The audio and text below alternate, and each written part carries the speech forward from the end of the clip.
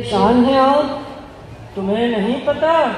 بھائی بتائیے تو صحیح، آپ اتنے پریشان کیوں ہیں؟ ارے بھائی تم نے سنا نہیں، کل قیامت کی سب سے بڑی نشانی ظاہر ہونے والی ہے۔ کیا قیامت کی سب سے بڑی نشانی؟ ہاں بھائی ہاں، قیامت کی سب سے بڑی نشانی۔ کون سی بڑی نشانی؟ کس نے بتایا آپ کو؟ کہاں سے سنا آپ نے؟ ارے بھائی کل سورج پورب سے نہیں پچھم سے نکلے گا۔ کیا کل سورج پچھم سے نکلے گا؟ ہاں ہاں، کل سورج پچھم سے نکلے گا۔ میرے پیارے آقا صلی اللہ تعالی علیہ وسلم کا فرمان ہے، قیامت نہیں آئے گی یہاں تک کہ سورج پچھم سے نکلے گا، اور اس نشانی کے ظاہر ہوتے ہی توبہ کا دروازہ بند ہو جائے گا۔ بھائی یہ تو ہم بھی جانتے ہیں کہ قیامت اس وقت تک نہیں آئے گی جب تک 10 بڑی نشانیاں ظاہر نہ ہو جائیں، اور ان نشانیوں میں سورج کا پورب کے بجائے پچھم سے نکلنا بھی ہے، اور جب سورج پچھم سے نکلے گا تو پھر اس وقت جتنے بدکار لوگ ہوں گے ان پر توبہ کا دروازہ بند ہو جائے گا۔ لیکن بھائی یہ تو بتائیے، یہ بات آپ کو کیسے معلوم ہوئی کہ سورج کل پچھم سے نکلے گا؟ بھائی بتاتا ہوں، ذرا سانس تو لینے دو۔ بھائی کل میرے ایک دوست نے مجھے واٹس ایپ پر ایک پوسٹ شیئر کی تھی، اس میں لکھا تھا کہ ہوشیار ہوشیار ہوشیار، کل سورج پورب سے نہیں پچھم سے نکلے گا، کل قیامت کی سب سے بڑی نشانی ظاہر ہو جائے گی۔ اور آخر میں ایک نوٹ بھی لکھا تھا کہ جو اس پوسٹ کو 100 لوگوں کے پاس شیئر کرے گا اسے 1 لاکھ حج کا ثواب ملے گا۔ اور جانتے ہو بھائی، میں اب تک یہ پوسٹ اپنے 1000 دوستوں کو شیئر کر چکا ہوں۔ تب تو بھائی آپ دنیا کے سب سے بڑے حاجی ہو گئے۔ اور نہیں تو کیا، ہم نے حج نہیں کیا تو کیا ہوا، اتنے ڈھیر سارے حج کا ثواب تو ہمیں مل گیا نا۔ اور ہم تو اس طرح کا گولڈن چانس اپنے ہاتھ سے کبھی نہیں جانے دیتے ہیں۔ اچھا بھائی، کیا آپ نے اپنے دوست سے پوچھا تھا کہ انہیں کیسے معلوم ہوا کہ سورج کل پچھم سے نکلے گا؟ اور نہیں تو کیا، بھلا میں کسی کی کہاں سننے والا، جب تک بات دلیل کے ساتھ نہ ہو۔ میں نے اپنے دوست سے پوچھا، انہوں نے بتایا کہ ان کے کسی بہت خاص دوست نے یہ پوسٹ شیئر کیا تھا۔ زبردست۔ اچھا بھائی، ان کے دوست کو کیسے معلوم ہوا کہ کل سورج پچھم سے نکلے گا؟ بتایا تو ان کو ان کے دوست نے، ان کو ان کے دوست نے، ان کو ان کے دوست نے، ان کو ان کے دوست نے، اور کتنا بتاؤں؟ بھائی میرے بھائی، یہ افواہ ہے، افواہ۔ یہ افواہ کیا ہوتی ہے؟ میں کسی افواہ کو نہیں جانتا ہوں۔ حدیث کی بہت بڑی کتاب صحیح مسلم میں ہے، رسول اللہ صلی اللہ علیہ وسلم کے پیارے صحابی حضرت عبداللہ بن مسعود رضی اللہ عنہ نے فرمایا، ان الشیطان لیتمثل فی صورت الرجل فیأتی القوم فیحدثهم بالحدیث من الكذب فیتفرقون فیقول الرجل منهم سمعت رجلا اعرف وجهه ولا ادری ما اسمه يحدث۔ یعنی شیطان آدمی کا بھیس بدل کر لوگوں کے پاس آتا ہے اور ان سے کوئی جھوٹ بات کہتا ہے، پھر لوگ الگ ہو جاتے ہیں۔ ان میں سے کوئی آدمی کہتا ہے، میں نے یہ بات ایسے شخص سے سنی ہے جس کو چہرے سے میں جانتا ہوں مگر اس کا نام معلوم نہیں۔ ارے بھائی، مان لیا کہ یہ افواہ سنی سنائی بات ہے، پر اس میں حرج ہی کیا ہے؟ میں نے اپنے بہت سے دوستوں کو دیکھا ہے کہ وہ سنی سنائی باتوں پر بھروسہ کرتے ہیں اور ایک دوسرے کو دھڑا دھڑ شیئر بھی کرتے ہیں، اور اس پر وہ بڑے بڑے اسٹیپ بھی لیتے ہیں۔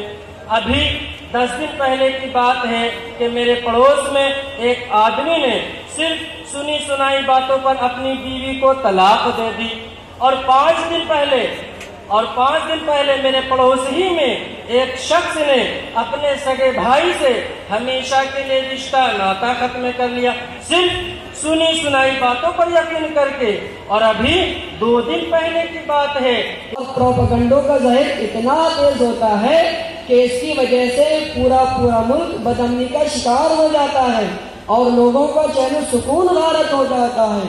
اسی وجہ سے ہمارے اسلام میں سنی سنائی باتوں پر کان دھرنا اور افواہوں پر یقین کرنا بہت بڑا گناہ ہے۔ کیا کہا آپ نے؟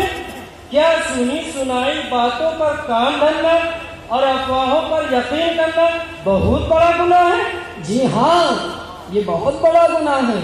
اللہ تعالیٰ قرآن مقدس میں ارشاد فرماتا ہے، اذ تلقونه بألسنتكم وتقولون بأفواهكم ما ليس لكم به علم وتحسبونه هينا وهو عند الله عظيم۔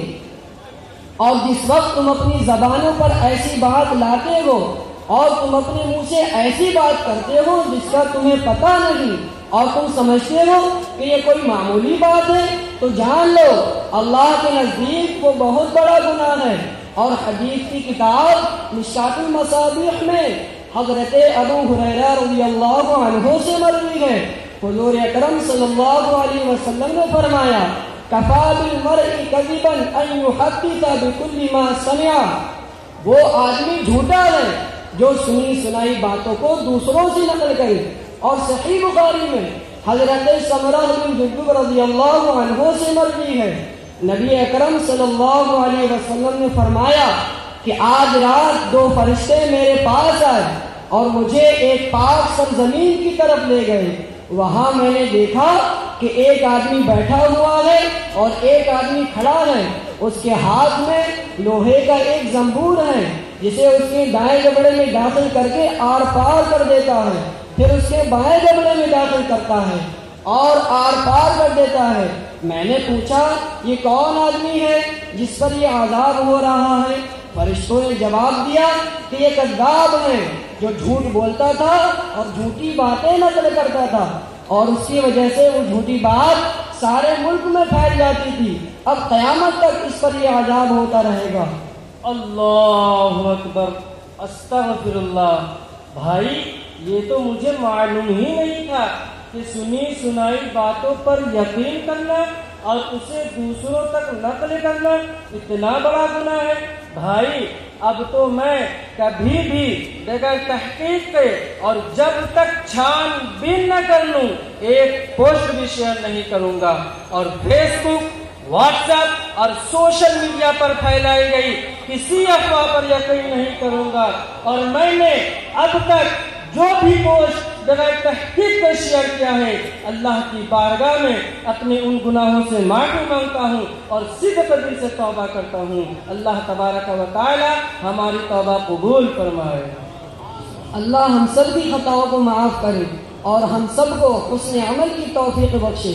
میں عرس مخدومیہ میں آئے ہوئے تمام مہمانوں اور تمام زائرین سے درخواست کرتا ہوں کہ خدایا آپ افواہوں کے پیچھے ہرگز نہ جائیں اور سنی سنائی باتوں پر کبھی بھی کان نہ دھریں، اور اگر اس طرح کا کوئی پوسٹ آپ پڑھیں تو جب تک اپنے علماء اور مشائخ کرام سے تحقیق نہ کریں اس کو آگے ہرگز شیئر نہ کریں، اور خاص کر دین کے معاملے میں واٹس ایپ، فیس بک، سوشل میڈیا، گوگل یا یوٹیوب وغیرہ پر انہی علماء کرام اور مشائخ اعظام کے بیانات کو سنیں جو سنی صحیح العقیدہ اور اہل علم صوفیاء کے مسلک پر ہیں، اور نبی اکرم صلی اللہ علیہ وسلم کی اس حدیث کو یاد رکھیں جس میں آپ نے اپنی امت کو وصیت فرمائی اور جس کا مفہوم یہ ہے کہ عن قریب اندھے اور بہرے فتنے ہوں گے، یعنی ایسے فتنے جو لوگوں کو اندھا بہرا کر دیں گے۔ لوگ اس وقت نہ حق دیکھیں گے نہ حق سنیں گے، لوگوں کی مت ماری جائے گی، اور اس وقت حق ایسا مشتبہ ہو جائے گا کہ نظر نہ آئے گا، اور کچھ لوگ جو بظاہر دین کی طرف بلانے والے ہوں گے مگر حقیقت میں وہ جہنم کے دروازوں پر کھڑے ہوں گے۔ جو ان کی باتوں کو سنے گا وہ مستحق عذاب نار ہوگا۔ اور فرمایا کہ ایسے حال میں درخت کی جڑ دانت سے پکڑ لینا، یعنی پتے کھا کر زندگی گزار دینا، مگر ان میں سے کسی کی پیروی ہرگز نہ کرنا۔ اللہ تعالی اپنے پیارے حبیب صلی اللہ علیہ وسلم کے صدقے ہم سب کے ایمان و عقیدے کی حفاظت فرمائے اور سوشل میڈیا کے دجالی فتنوں سے ہمیں محفوظ رکھے اور ہم سب کو حسن خاتمہ نصیب کرے. ٹھیک ہے بھائی، پھر ملیں گے انشاءاللہ.